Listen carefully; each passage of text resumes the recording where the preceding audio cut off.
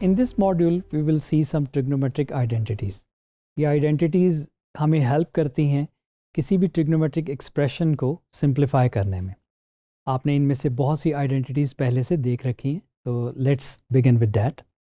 Trigonometric identity, अब ये हमारे पास एक ट्रिग्नोमेट्रिक फंक्शन की इक्वेशन होगी जिसमें हमारे पास कोई वेरिएबल अब एंगल होगा. थीटा से मोस्टली हम इसको यूज़ करते हैं.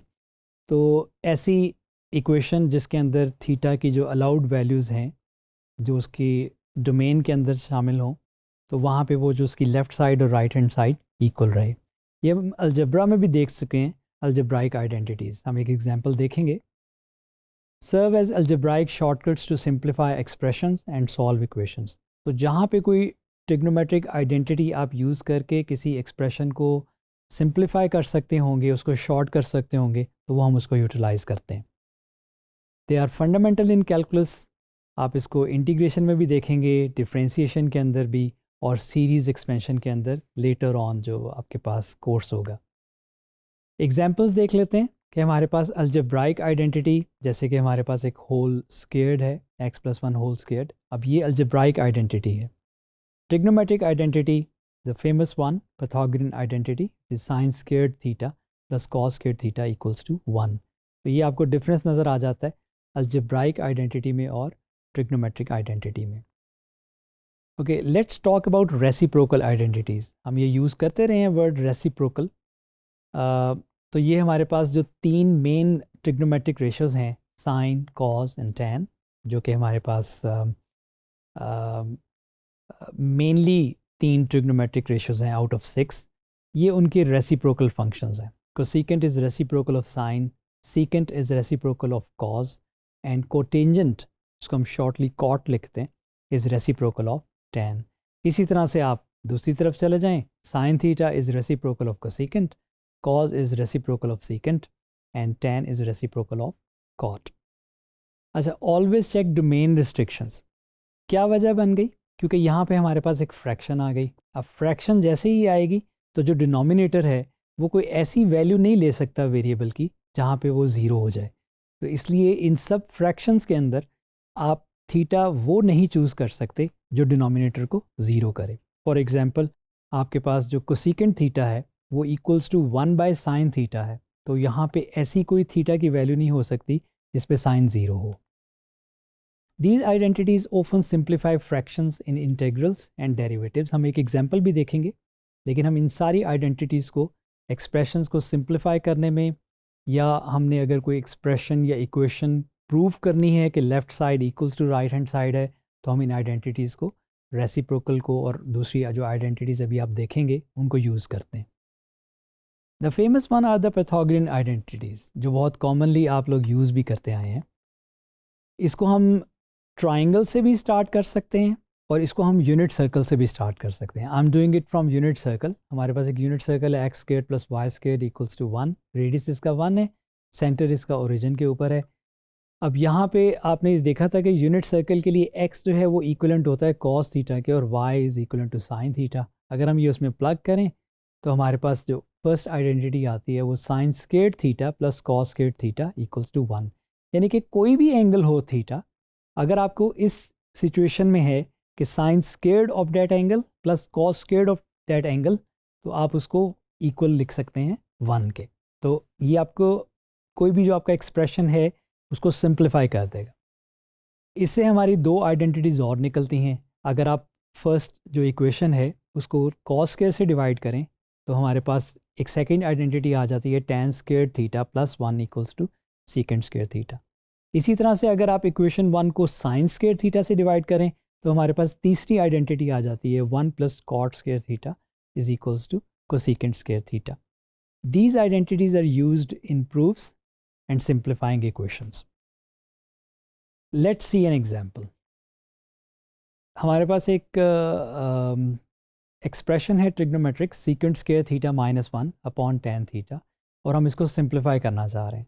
तो जो सीकेंट स्क्वायर थीटा माइनस 1 है, यहाँ पे आप वो ट्रिग्नोमेट्रिक जो आइडेंटिटी है Pythagorean, tan square theta plus 1 equals to secant square theta, उसको यूज़ कर सकते हैं. इस आइडेंटिटी से secant square theta minus 1 equal निकलेगा टैन स्क्वायर थीटा के, वो हम पुट कर देते हैं. तो हमारे पास जो एक्सप्रेशन है वो सिंप्लीफाई होके बन जाएगा tan square theta over tan theta, जो सिंप्लीफाई होके हमारे पास tan थीटा बचेगा। अगेन क्योंकि यहाँ पे फ्रैक्शन थी तो हमारे पास जो रिस्ट्रिक्शन होगी डोमेन की वो होगा कि tan theta can't be equal to 0।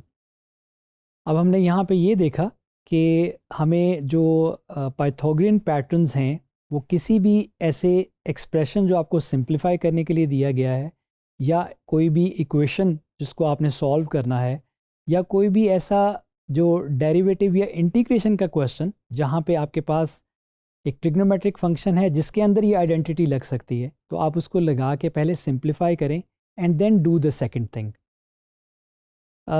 इसकी एप्लीकेशंस हमारे पास जैसे कि अभी बात हुई कि डेरिवेटिव्स या इंटीग्रल्स के अंदर जब इस तरह के प्रॉब्लम्स आएंगे तो बेहतर यही होगा कि आप पहले उसको सिंप्लीफाई कर लें जहाँ पे आइडेंटिटी यूज़ होगी, और फिर आप उसको डिफ्रेंशिएट करें या इंटीग्रेट करें।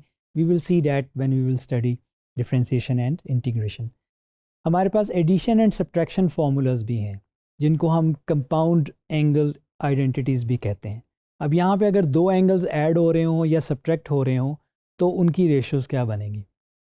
Sign of alpha plus beta है और sine of alpha minus beta है, इन दोनों को इकट्ठा करके लिखा गया है, आप इसको सेपरेटली पढ़ेंगे। इसी तरह से यही हमारे पास जो एडिशन और सब्ट्रैक्शन फार्मूला है वो कॉस के अंदर भी है कि cos of alpha plus beta क्या बनेगा, cos alpha cos beta minus sine alpha sine beta, और second cos alpha minus beta क्या बनेगा, cos alpha cos beta plus sine alpha sine beta. इससे हम जो है जो हमारे आइडेंटिटीज़ ये वाली जो एडिशन और सब्ट्रैक्शन की हैं, they allow us to compute trigonometric values of non standard angles. एक तो स्टैंडर्ड एंगल्स हैं जो आपने पढ़े जिनकी वैल्यूज़ आपको कहा गया है कि याद रखें, लेकिन अगर उसके अलावा आ गई है तो आप उसको ब्रेक डाउन कर सकते हैं उन एंगल्स में जिनके आपको रेशोज़ के आंसर्स पता हैं। एक क्विक एग्जांपल देखते हैं। हमारे पास है कॉज ऑफ 5 पाई बाई 12। अच्छा, अगर यहाँ पे अगर आप पाई को 180 रखें तो ये हमारे पास 75 डिग्रीज बनता है। अब 75 स्टैंडर्ड एंगल नहीं है, हमें इसका साइन या कॉज नहीं क्विकली पता। हम ये करेंगे कि इसको ब्रेक कर लेंगे pi by 4 plus pi by 6 में। पाई बाई 4 45 है और पाई बाई 6 30 डिग्रीज है। कॉज का वो आइडेंटिटी लगाएंगे, यहाँ सम वाला रूल लगेगा, तो ये आपके पास राइट साइड पे ये आ जाएगा। इसमें अब आपको ये वैल्यूज़ आती हैं कि कॉस पाई बाई 4 आपके पास स्क्वायर रूट 2/2 है, कॉस पाई बाई 6 की वैल्यू भी पता है, साइन पाई बाई 4 की वैल्यू भी पता है और साइन पाई बाई 6 की वैल्यू भी पता है।